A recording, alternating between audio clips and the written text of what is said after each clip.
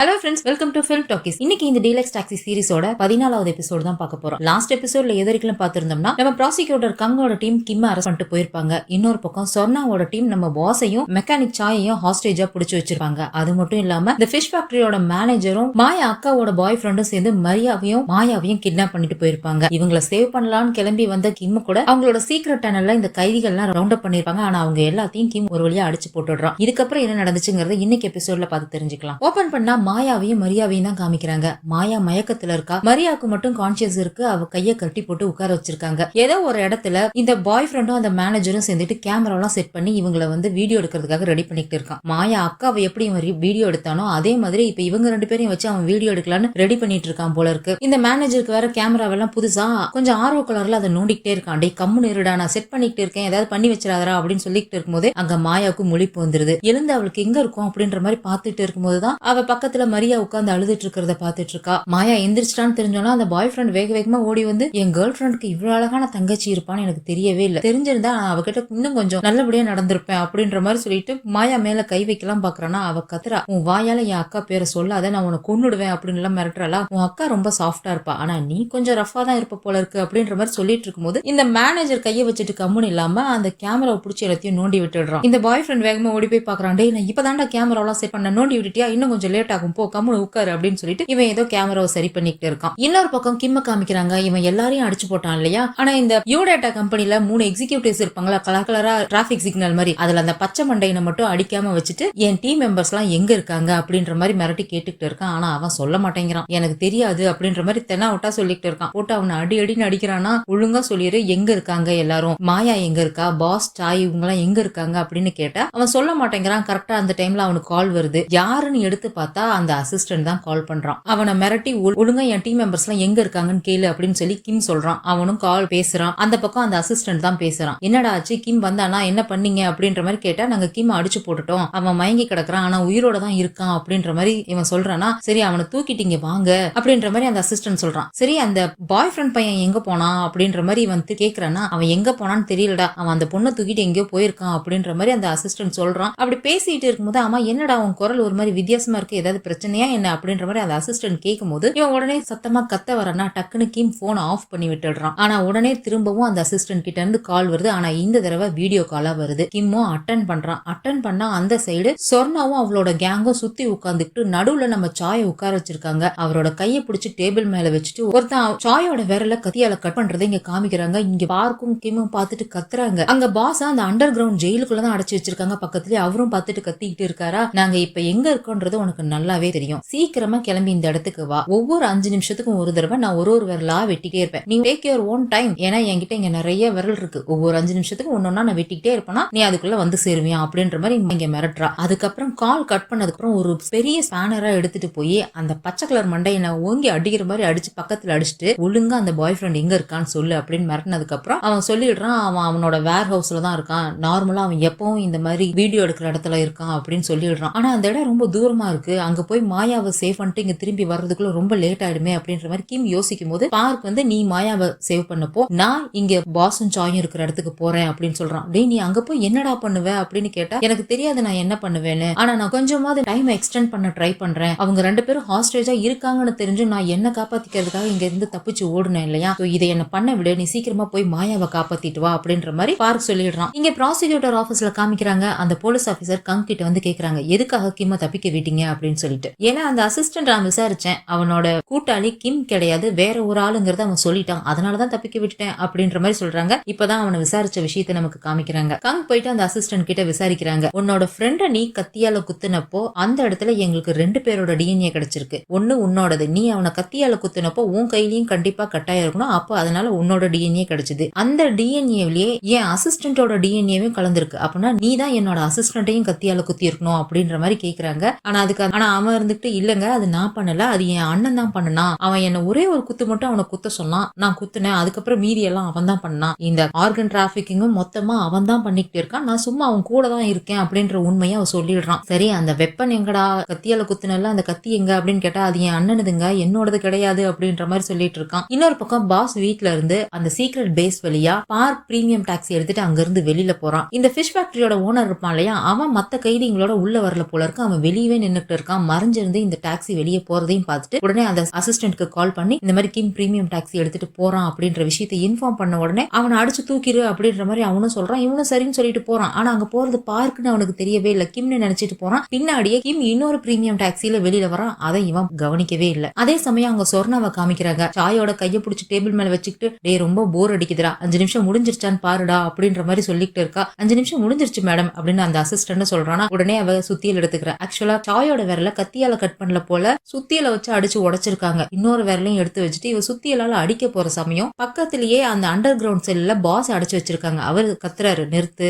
உனக்கு என்ன 5 நிமிஷத்துக்கு ஒரு தடவை விரல் தானே வேணும், நான் என்னோட விரலை தரேன் எடுத்துக்கோ அப்படின்ற மாதிரி சொல்றாரு. இது நல்லா இருக்கே அப்படின்னு சொல்லிட்டு அவனுக்குங்கிறதுனாலதான் நான் விரல், ஆனா உங்களுக்குன்னு வரும்போது கண்டிப்பா விரல் கிடையாது, எனக்கு உங்களோட கண்ணு வேணும், ஏன்னா உங்க கண்ணு இப்பவும் ரொம்ப ஷார்ப்பா இருக்கு அப்படின்ற மாதிரி சொல்றாளா. பாஸ் கொஞ்சம் கூட பயம் இல்லாம எடுத்துக்கோ அப்படின்ற மாதிரி சொல்லிடுறாரு. உடனே சின்னதா ஒரு கத்தி எடுத்துட்டு ரொம்பலாம் வலிக்காது, லைட்டா தான் வலிக்கும் அப்படின்னு சொல்லிட்டு அவர் கண்ணு கிட்ட கொண்டுட்டு போறா. அதுக்கப்புறம் அவுட் ஆஃப் போக்கஸ்ல எடுத்துட்டு வந்துடுறாங்க. பாஸ் பயங்கரமா கத்துற சத்தம் மட்டும்தான் கேக்குது. அதே சமயம் இவங்க இருக்கிற இடத்துக்கு வெளியே ஒரு பெரிய போலீஸ் பட்டாளமே வருது நம்ம ப்ராசிக்யூட்டர் கங்கோட தலைமையில. ஆக்சுவலா இவங்க எப்படி இங்க வந்தாங்க அப்படின்னா, இந்த சொர்ணா தான் ஜெயில இருக்கும்போது கிம்முக்கு ஒரு நோட் அனுப்புனா இல்லையா, உன்னோட கொலிகெல்லாம் காப்பாத்தணும்னா வெளியில வான்னு சொல்லிட்டு அந்த நோட்டை கொண்டு போய் சீஃப் கிட்ட காமிச்சிடுறா. சீஃப் வந்து இதுல கொலிக்னு மென்ஷன் பண்ணிருக்கேன் அப்படின்னா யாரு அப்படின்னு கேக்குறாரா. வேற யாரு, டாக்ஸி கம்பெனியோட பாஸ் சாய் மாயா இவங்க தான் அப்படின்ற விஷயத்த கங்கும் சொல்றாங்க. அவங்க இந்த நோட்டை பார்த்ததுமே நான் அவங்களுக்கு கான்டாக்ட் பண்ண ட்ரை பண்ணேன், ஆனா இவங்க யாரையும் ரீச் பண்ண முடியல அப்படின்ற மாதிரி சொல்றாங்களா. உடனே சீஃபும் பாஸ்க்கு கால் பண்ணி பாக்குறாரு, கால் போகவே மாட்டேங்குது. ஆனா இதெல்லாம் யாரு பண்ணுனா அப்படின்னு கேட்டா அது சொர்ணா தான் அப்படின்னு சொல்லி கங் சொல்றாங்க. ஆனா அவ எதுக்காக இதெல்லாம் பண்ணணும், இந்த நோட்டை அவ தான் அனுப்புனான்றதுக்கு நம்ம கிட்ட எந்த எவிடன்ஸும் இல்ல, நாம போய் இப்ப அவங்களை கேட்கவும் முடியாது, சர்ச் பண்ணவும் முடியாது, இப்ப என்னதான் பண்றது அப்படின்ற மாதிரி சீஃப் சொல்றாரா. நாம தான் ஏற்கனவே அவங்க ஆபீஸ சர்ச் பண்றதுக்கு வாரண்ட் வாங்கி வச்சிருக்கேமா சார் அப்படின்ற மாதிரி கங் சொல்றாங்க. ஆக்சுவலா இந்த மச்சம் வச்ச அசிஸ்டன்ட் அந்த ஆபரேஷன் தியேட்டர்ல இருந்து எஸ்கேப் ஆகி போனதுமே அவன் அவங்க கம்பெனில தானே வேலை பார்த்திருப்பான். சோ அந்த கம்பெனில சர்ச் பண்ணணும்ன்றதுக்காக இவங்க சர்ச் வாரண்ட் வாங்கியிருக்காங்க. ஆனா அதுக்குள்ளேயே அவன் அந்த எம்பசில தான் இருக்கான்னு தெரிஞ்சு அங்க தேடி போய் கிம் அவனை கிட்னாப் பண்ணிட்டு போகும்போது இவங்க மடக்கி பிடிச்சி அரெஸ்ட் பண்ணிட்டாங்க. ஆனா இந்த விஷயம் வெளியே யாருக்குமே தெரியாது. இப்ப வரைக்கும் அவனை நம்ம அரெஸ்ட் பண்ண விஷயம் வெளியே தெரியாது. அவனை தேடி போறோம், அவன் யூஸ் பண்ண வெப்பனை தேடி போறோம்னு சொல்லிட்டு நம்ம இப்பவும் அந்த சர்ச் வாரண்ட்டை யூஸ் பண்ணி அங்க போய் தேடலாம் அப்படின்ற மாதிரி சொல்றாங்க.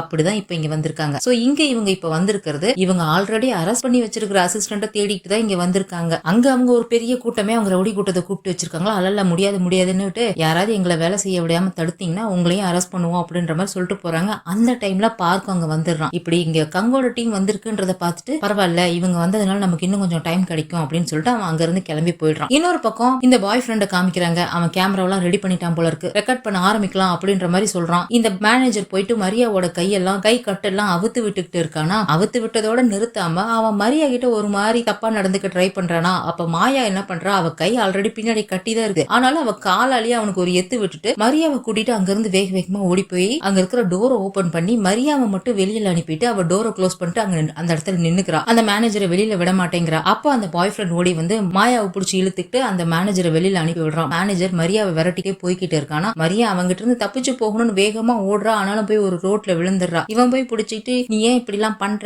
நான் உன்னை நல்லா வச்சுக்கணும்னு தானே பாக்குறேன், அந்த மோசமான லைஃப்ல இருந்து காப்பாத்தி உனக்கு ஒரு நல்ல லைஃப் கொடுக்கணும்னு நினைக்கிறேன், நான் உன்னை லவ் பண்றேன் அப்படின்ற மாதிரிலாம் அவகிட்ட சொல்லிட்டு உலுக்கிட்டு இருக்கும்போது அவன் மூஞ்சி மேல பளிச்சுன்னு லைட் அடிக்குது. யாருன்னு பார்த்தா நம்ம கிம்மோட டாக்ஸி தான் வந்து நிக்குது. அவன் இறங்கி வரான். கையில வந்து ஏதோ இரும்பு வளைய மாதிரி எடுத்து அவன் விரல் எல்லாம் மாட்டிக்கிட்டு ரெடி ஆகுறான் சண்டை போடுறதுக்காக. அப்படியே உள்ள காமிக்கிறாங்க. இந்த பாய் ஃப்ரெண்ட் மாயாவை முடிய புடிச்சு இழுத்துட்டு போய் போட்டு அவளை புடிச்சிட்டு அடிக்கிறான். உன் அக்கா மாதிரி சாஃப்டா நடந்துக்க மாட்டியா, ரஃபா தான் நடந்துக்குவியா அப்படின்னு சொல்லி சொன்னதோட மட்டும் இல்லாம அவ ரொம்ப கோவப்படுறா. கத்துறான்ட்டு என்ன பண்ணிடுறான், அவன் போன் எடுத்து அவன் இன்னமும் மாயா அக்காவோட வீடியோ வச்சிருக்கான் போல இருக்கு. மாயா அக்காவோட வீடியோவை மொத்தமா அழிக்கணும்ன்றதுக்காக அந்த யூடேட்டாவோட சர்வரையே இவங்க பாம்பு வச்சு பிளாஸ்ட் பண்ணாங்க. ஆனாலும் அந்த வீடியோவை அவனோட போன்ல வச்சிருக்கான் போல இருக்கு. அந்த வீடியோவை அவன் காமிச்சதுமே மாயா டோட்டலா உடஞ்சு போயிடுறா. அவன் அக்கா வீடியோவை காமிச்சதோட மட்டும் இல்லாம அவன் அக்காவை பத்தி வேற பேசிக்கிட்டே இருக்கானா. இதுல மாயா ஒரு மாதிரி பிரேக் ஆயிட்டு அழ ஆரம்பிச்சிடறா. அந்த டைம்ல கிம்மோட டாக்ஸி அந்த பில்டிங்கோட செவுத்தை இடிச்சு தள்ளிட்டு உள்ள வருது. இவன் கிம் வேகமா ஓடி வந்து மாயாவை பாக்குறான். அவ ஒரு மாதிரி அழுதுகிட்டு உடஞ்சு போய் அழுதுகிட்டு இருக்கா. அந்த பாய் ஃப்ரெண்ட போய் போட்டு அடி அடி நடிக்கிறான். மாயாவை என்னடா பண்ணன்னு சொல்லிட்டு போட்டு பயங்கரமா அடிக்கிறான். அடிச்சதோட மட்டும் இல்லாம அந்த இடத்துல நெயில் கன் இருக்கா, செவத்துல ஆணி அடிப்பாங்கல்ல அந்த கன் இருக்கா, அதை எடுத்துட்டு அவன் தலைக்கு நேரா வச்சுட்டு உனக்கு பிரச்சனை இந்த இடத்துல இல்ல அப்படின்னு சொல்லிட்டு கொஞ்சம் கீழே இறக்கிட்டு இங்கதான் பிரச்சனை அப்படின்னு சொல்லிட்டு சுடக்கூடாத இடத்துலயே அவன் சுட்டுடுறான். அதோட மட்டும் நிறுத்தல, அவன் கையில அந்த இரும்பு வளையத்தை எடுத்து மாட்டிக்கிட்டு அவன் முகத்தை அடி அடின்னு அடிச்சு உடச்சிக்கிட்டு இருக்கானா. அப்ப மாயா தான் ஓடி வந்து அவனை தடுத்து நிறுத்துறான். எனக்கு அவனோட போன் வேணும் அப்படின்னு சொல்லிட்டு மாயா கேட்கறா. அந்த நிலைமையில கூட அவன் போன் எடுத்து ஒளிச்சு வைக்க தான் பாக்குறான். அப்ப கிம் எடுத்து அந்த போனை மாயா கிட்ட குடுக்குறான். அவ அதை வாங்கி போட்டு அவளோட ஒட்டுமொத்த ஃப்ரஸ்ட்ரேஷன் ஃப்ரஸ்ட்ரேஷனையும் அந்த போன் மேல காமிச்சு அடிச்சு உடைச்சிக்கிட்டு இருக்கா. கிம் தான் அவளை சமாதானப்படுத்திக்கிட்டு இருக்கான். அதுக்கப்புறம் அந்த பாய் ஃப்ரெண்ட், மேனேஜர், அப்புறம் அந்த பச்சை மண்டையன் 3 பேத்தையும் அந்த இடத்துல கட்டி போட்டு வச்சுட்டு நான் போலீஸ்க்கு இன்ஃபார்ம் பண்ணிட்டேன், போலீஸ் வந்து இவங்களை அரெஸ்ட் பண்ணிடுவாங்க, நம்ம போலாம் அப்படின்ற மாதிரி கிம் சொல்றான். அவன் சொன்ன மாதிரியே போலீஸ் வந்து இவங்க 3 பேத்தையும் அரெஸ்ட் பண்ணிட்டு போறாங்க. இன்னொரு பக்கம் நம்ம கங் சொர்ணாவோட வீட்டுல தேடிட்டு இருக்காங்க இல்லையா, இவங்க அசிஸ்டன்ட தேடுறேன் அப்படின்னு சொல்லிட்டு தான் தேடுறாங்க. ஆனா இவங்க தேடுறது என்னமோ நம்ம பாஸையும் சாயும் தானே. ஆனா அவங்களுக்கு அங்க ஒண்ணுமே கிடைக்கல. ஏன்னா எப்படி பாஸ் அவரோட டாக்ஸி கம்பெனில அந்த சீக்ரெட் டனல்ல வச்சிருப்பாரோ அதே மாதிரி தான் இந்த சொர்ணாவும் அவளோட ஆபீஸ்ல அந்த ஜெயில சீக்ரெட்டா எங்கேயோ வச்சிருக்கா போல இருக்கு. உள்ள அந்த அசிஸ்டன்ட் நம்ம பாஸ் சாயை கட்டி போட்டு வச்சு கூட பிரியட்களையும் வச்சுக்கிட்டு யாரும் சத்தம் போடக்கூடாது, அமைதியா இருக்கணும்னு சொல்லி உட்கார வச்சிருக்கான். இங்க தேடுறவங்களுக்கு ஒண்ணுமே கிடைக்கல, அங்க இருந்து கிளம்பிடுறாங்க. இன்னொரு பக்கம் கிம்மும் மாயாவும் கிளம்பி வந்துட்டு இருக்காங்க பாஸை காப்பாத்தணும்ன்றதுக்காக. அப்ப பார்க் வந்து மாயாக்கும் கிம்முக்கும் கால் பண்றான். நீ நல்லா இருக்கியா, உனக்கு ஒண்ணும் இல்லல, சேஃபா இருக்கியா அப்படின்ற மாதிரி மாயாட்ட விசாரிக்கிறான். நான் நல்லா தான் இருக்கேன் அப்படின்னு அவளும் சொல்றாளா. இந்த மாதிரி சொர்ணாவோட இடத்துக்கு கங் அவங்க டீமோட வந்திருக்காங்க, அதனால இப்போதைக்கு எந்த பிரச்சனையும் இல்ல அப்படின்ற மாதிரி பார்க் சொல்லிட்டு வந்துட்டு இருக்கான். 2 பேரும் ஆப்போசிட் ரோட்ல தான் வந்துட்டு இருக்காங்களா. ஒரு இடத்துல பார்க்க பார்த்துட்டு கிம்மும் மாயாவும் ஒரு ஓரமா காரை நிறுத்திட்டு கீழே இறங்குறாங்க. நாங்க உன்னை பார்த்துட்டோம் அப்படின்னு சொல்லிட்டு அவனும் ஒரு சிக்னலை கிராஸ் பண்ணி இவங்க கிட்ட வரலான்னு சொல்லிட்டு வரும்போது ஒரு ட்ரக் சைட்ல இருந்து வேகமா வந்து பார்க்கோட காரை இடிக்குது. என்ன நடக்குதுன்னு புரியாம இவங்க எல்லாம் ஷாக் ஆகி போய் நின்னுட்டு இருக்கும் போதே இடிச்ச ட்ரக் கொஞ்சம் தூரம் ரிவர்ஸ்க்கு போயிட்டு திரும்பவும் வந்து வேகமா அதே காரை இடிக்குது. அதுக்கப்புறம் தான் கிம் சுதாரிச்சுட்டு வேகமா ஓடுறான். அந்த இடிச்சது வேற யாரும் இல்ல, இந்த ஃபிஷ் ஃபேக்டரியோட ஓனர் தான். பார்க்கோட காரை கிம்மோட காரு நினைச்சிட்டு ஃபாலோ பண்ணிட்டு வந்தான் இல்லையா. இங்க இறங்கி வந்து பாக்குறான். டே கிம் டோக்கி, உன்னை கொன்னுட்டேன்டா அப்படின்ற மாதிரி சந்தோஷமா கத்திக்கிட்டே வந்து பாக்குறான். அங்க இருக்கிறத பார்க்க தெரிஞ்சவன டே யாருடா நீ அப்படின்ற மாதிரி சொல்லிட்டு இருக்கான். இங்க வந்து கிம் அவனை போட்டு அடின்னு அடிச்சுட்டு பார்க்க தூக்கி பாக்குறான். அவன் கான்சியஸே இல்லாம இருக்கான். பார்க் எந்திரின்னு சொல்லி அவனை எழுப்பிக்கிட்டு இருக்கும் போதே அந்த ஓனர் மெதுவா எந்திரிச்சு வந்து கிம்மோட கழுத்துல பின்பக்கமா கத்தியால குத்திடுறான். அவனை புடிச்சு தள்ளி விட்டுட்டு அவனை கண்டுக்காம இங்க பார்க்க தான் எழுப்ப பாத்துட்டு இருக்காங்க. அதுக்கப்புறம் பார்க் மெதுவா கண்ணை முழிச்சு எனக்கு ஒண்ணும் இல்ல, நான் நல்லா தான் இருக்கேன், நீ போயிட்டு உடனே பாஸையும் நம்ம சாயையும் காப்பாத்து அப்படின்னு சொல்லிட்டு கிம் கிட்டையும் மாயா கிட்டையும் இவ்வளவு நாளா என்ன பாத்துக்கிட்டதுக்கு ரொம்ப தேங்க்ஸ் அப்படின்னு சொல்லிட்டு அப்படியே மயங்கிடுறான். அவன் மயங்கிட்டானா இல்ல என்ன ஆச்சுன்னு தெரியல. இங்க கிம்மும் மாயாவும் கத்திட்டு இருக்காங்க. அதுக்கப்புறம் கோவமா கிம் எழுந்திருச்சு பாக்குறான். ஆக்சிடென்ட் பண்ண ட்ரக்கையும் காணோம், ஓட்டிக்கிட்டு வந்த ஓனரையும் காணோம், எஸ்கேப் ஆயிட்டான் போல இருக்கு. அதுக்கப்புறம் வேகமா அவனோட டாக்ஸில அவன் முன்னாடி ஒரு இரும்பு ராடை ஃபிட் பண்ணுவான்ல, அதை ஃபிட் பண்ணிட்டு வேகமா அந்த ட்ரக்கை விரட்டிக்கிட்டே போயிட்டு இருக்கான். அந்த ட்ரக்கையும் கண்டுபிடிச்சிடுறான். அந்த ட்ரக்கை போய் 2 பேரும் மாத்தி மாத்தி இடிச்சுக்கிட்டு சேஸ் பண்ணிக்கிட்டே போய்கிட்டு இருக்காங்களா. அதோட இந்த ட்ரக்கும் கிம்மோட காரை பல தடவை போட்டு இடிச்சுக்கிட்டே இருக்குது. கிம் என்ன பண்றான், ஃபாஸ்டா காரை ரொம்ப தூரம் முன்னாடி ஓட்டிட்டு போயிடுறான். தப்பிச்சு போயிட்டான் பாரு அப்படின்ற மாதிரி இவங்க கிண்டல் பண்ணிட்டு இருக்கும் போதே ரொம்ப தூரம் போனவன் அப்படியே யூ டர்ன் எடுத்துட்டு காரை ஃபுல் ஸ்பீட்ல இந்த ட்ரக்குக்கு நேரா ஓட்டிட்டு வரான். அதை பார்த்துட்டு இந்த ஓனர் என்ன பண்றான், வாடா இன்னைக்கு நம்ம 2 பேரும் சேர்ந்தே சாக்கலாம் வாடான்னு சொல்லிட்டு இவனும் ஃபுல் ஸ்பீட்ல ட்ரக்கை ஓட்டிட்டு போயிட்டு இருக்கான். 2 வண்டியுமே ஃபுல் ஸ்பீட்ல ஆப்போசிட்டா வந்துட்டு இருக்கு. கரெக்டா கார் ட்ரக் பக்கத்துல வந்ததும் கிம் என்ன பண்றான், டோரை ஓபன் பண்ணிட்டு வெளியில குதிச்சிடறான். அந்த கார் நேரா வந்து ட்ரக்ல இடிச்சிருது. அது முன்னாடி வேற அந்த இரும்பு ராட் ஃபிட் பண்ணதுனாலயோ என்னவோ அது மேல இடிச்சதும் ட்ரக் பறந்து போய் கீழே விழுந்துருது. கிம் போய் பாக்குறான், அவன் அடிபட்டு கிடக்குறான், செத்துட்டானா இருக்கானான்னு தெரியல. அதுக்கப்புறம்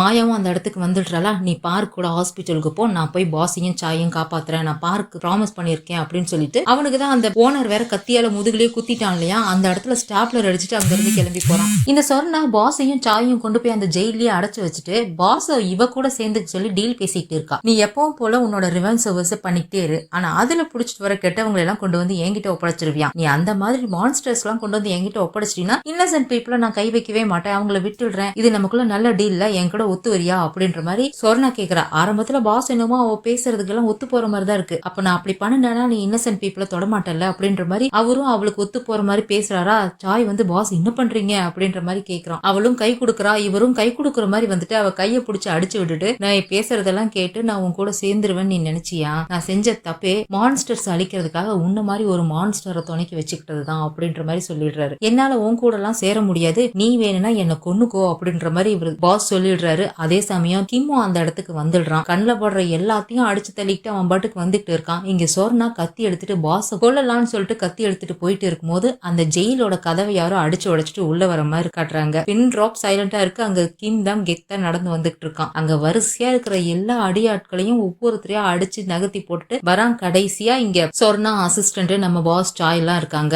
ஆனா பாஸையும் சாயும் முட்டி போட வச்சு அவங்க கழுத்துல கத்தி வச்சிருக்காங்க. கிம் எல்லாரையும் அடிச்சு போட்டு இங்க வரானா. அப்ப சொர்ணா சொல்றா, இன்னும் ஒரு அடி எடுத்து வச்சுன்னா இவங்க தலையை எடுத்துருவேன், உனக்கு எவ்வளவு தைரியம் இருந்தா என் ஆளுங்க மேலேயே நீ கை வச்சிருப்ப, முட்டி போடுறா அப்படின்ற மாதிரி சொல்றாளா. ஆனா பாஸும் சாயும் இல்ல கிம் அவ சொல்றதை கேட்காத, நீ முட்டி போடாத, நீங்க என்ன பண்ணணும்னு வந்தியோ அதை பண்ணு அப்படின்ற மாதிரி சொல்றாங்க. ஆனா கிம் என்ன பண்றான், இல்ல நான் தோத்து போயிட்டேன் அப்படின்னு சொல்லிட்டு அவன் கையில இருக்க அந்த இரும்பு வளையத்தெல்லாம் கலட்டி போட்டுட்டு நான் பார்க்கு சத்தியம் சத்தியம் பண்ணியிருக்கேன் உங்க 2 பேரையும் காப்பாத்துவேன்னு சொல்லி. ஆனா இப்ப நான் தோத்து போயிட்டேன் அப்படின்னு சொல்லிட்டு அவன் பாட்டுக்கு நின்னுக்கிறான். யாரோ ஒருத்தன் பின்னாடி வந்து அவன் கால்லயே அடிச்சு முட்டி போட வைக்கிறான். எல்லாரும் வந்து அவனை புடிச்சுக்கிறாங்க. அசிஸ்டன்ட் வந்து போட்டு கிம் அடின்னு அடிக்கிறான். ஒரு கட்டத்துல கிம் மயங்கியே கீழே விழுந்துடுறான். அதுக்கப்புறம் இந்த சொர்ணா எந்திரிச்சு வந்து கிம்மோட முகத்தை காலாலேயே தொட்டு பாக்குறான் அவன் இருக்கானா இல்லையான்னு சொல்லிட்டு. அவன் மயங்கி விழுந்துட்டான்னு தெரிஞ்சோன்னா இவன் கதையை முடிச்சிருங்கடா அப்படின்னு சொல்லிட்டு கிம்ம தாண்டி போறாளா. அப்ப டக்குனு கிம் அவளோட காலை இழுத்து புடிச்சிட்டு அவ கழுத்துல கத்திய வச்சிடுறான். இப்ப நான் இவ்வளவு உயிரோட விடணும்னா அவங்க 2 பேரையும் விடுங்க அப்படின்ற மாதிரி இவன் மிரட்டுறான். இவளும் கத்துறாடே அவங்களை விட்டுருங்கடான்னு சொல்லி கத்தவும் பாசியும் சாயும் விட்டுடுறாங்க. நீங்க 2 பேரும் கிளம்பி போங்க அப்படின்ற மாதிரி கிம் சொல்றானா. இல்ல நீயும் வா அப்பதான் நாங்க போவோம் அப்படிங்கிறாங்க. நான் பின்னாடியே வரேன் நீங்க போங்க அப்படின்னு சொல்லி அனுப்பி வைக்கிறான். அவங்க 2 பேரும் வெளியே போனதும் கிம் அந்த சொர்ணாவை விட்டுட்டு மத்தவங்க எல்லாம் அடிக்க ஆரம்பிச்சிடுறான். இங்க சொர்ணா எஸ்கேப் ஆகி வெளியில போறான். அவசரமா போய் எனக்கு கார்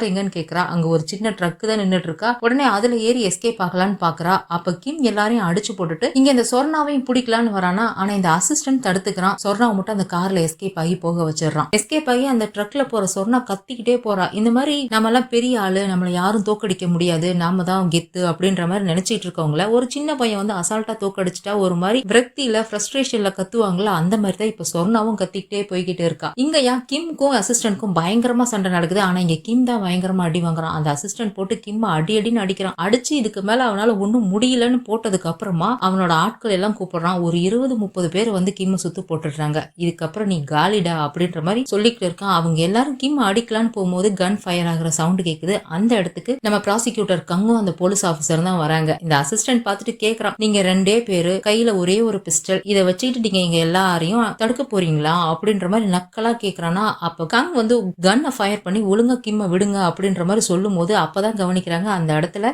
ஏகப்பட்ட போலீஸ்கார் வருது. இங்க இருக்கிற எல்லாரையும் அரெஸ்ட் பண்றாங்க. இந்த கலவரத்தை பயன்படுத்தி கிம் என்ன பண்றான், அங்க நிக்கிற ஒரு போலீஸ் கார் எடுத்துட்டு அங்க இருந்து எஸ்கேப் ஆகி போகிறான். கங் அவனை தடுக்கிறதுக்காக எவ்வளவோ ட்ரை பண்றாங்க. ஆனா அவன் கேட்க மாட்டேன்ட்டு எஸ்கேப் ஆகி போறானா. பின்னாடியே கங்கும் அவனை ஃபாலோ பண்ணிட்டு போயிட்டு இருக்காங்க. இந்த சொர்ணா அந்த ட்ரக்ல தப்பிச்சு போகும்போது கிம் பிடிக்கிறதுக்காக போயிருப்பான் இல்லையா. அப்ப அவன் காதுல இருந்த இயர்போனை கலட்டி அந்த ட்ரக்குக்குள்ள தூக்கி போட்டிருப்பான். அந்த இயர்போன் மூலியமா அங்க பேசுறதையும் கேட்க முடியும். அதே சமயம் அது எந்த இடத்துல இருக்குன்றத ட்ராக் பண்ணவும் முடியும் போல இருக்கு. சோ அதை ட்ராக் பண்ணிட்டு தான் இங்க கிம் போய்கிட்டு இருக்கான். அங்க சொர்ணா பேசுறதும் இவனுக்கு நல்லாவே கேக்குது. அவளோட ஆட்களுக்கு யாருக்கோ கால் பண்ணிட்டு அங்க என்ன ஆச்சு அப்படின்ற மாதிரி கேக்குறா. இந்த மாதிரி போலீஸ் வந்து எல்லாத்தையும் அரெஸ்ட் பண்ணிட்டாங்கன்னு தெரிஞ்சோன்னா அவ இன்னமும் பைத்தியகாரி ஆயிடுறா. உடனே என்னோட வீட்டுக்கு போங்க, என் வீட்டுல இருக்க எல்லா பேக்கையும் தூக்கிட்டு வாங்க, நான் இங்க இருந்து எஸ்கேப் ஆகணும், நான் போய் கொஞ்ச நாள் ரெஸ்ட் எடுக்கணும் அப்படின்ற மாதிரி எல்லாம் சொல்லிட்டு இருக்கா. அவ போற இடத்த கிம்மும் ஃபாலோ பண்ணி போயிட்டு இருக்கான். கிம்ம ஃபாலோ பண்ணி நம்ம கங் வந்துகிட்டு இருக்காங்க. அவ ஒரு ஹார்பருக்கு தான் போறா. அங்க ஆல்ரெடி இவளோட ஆட்கள் எல்லாம் அங்க இருக்காங்க. இவ போய் அங்க இறங்கின உடனே இங்க கிம்மோட காரும் அந்த இடத்துக்கு வருது. இவன் நம்மள விட மாட்டான் போல இருக்கு, இவனை போய் காலி பண்ணுங்கடா அப்படின்னு சொல்றாளா. சொர்ணாவோட ஆட்கள் எல்லாம் கிம் அட்டாக் பண்றதுக்கு வராங்க. இவன் காருக்குள்ள இருந்துகிட்டே அவனுங்களை கொஞ்ச நேரம் சுத்த விடுறான். அவங்க எல்லாம் கொஞ்சம் டயர்ட் ஆனதுக்கு அப்புறம் தான் இவன் இறங்கி வரான். ஏன்னா இங்க ஆல்ரெடி கிம் அடிபட்டு ஜோம்பி மாதிரி தான் இருக்கான். அவன் ஜோம்பி மாதிரி இருந்துகிட்டே தான் அங்க எல்லாத்தையும் அடிச்சுக்கிட்டே இருக்கான். ஒருத்தரையும் அடிச்சு காலி பண்ணிட்டு கடைசியா அங்க சொர்ணா மட்டும்தான் இருக்காளா. அவகிட்ட போறான். இவ்வளவு நேரம் பயந்துகிட்டு இருந்தவ இனிமே நம்ம அவ்வளவுதான் மாட்டிக்கிட்டோம்னு தெரிஞ்சோன்னு போய் கெத்தா உட்காந்துக்கிட்டு இப்ப என்னடா உனக்கு வேணும், என்ன கொல்லணுமா,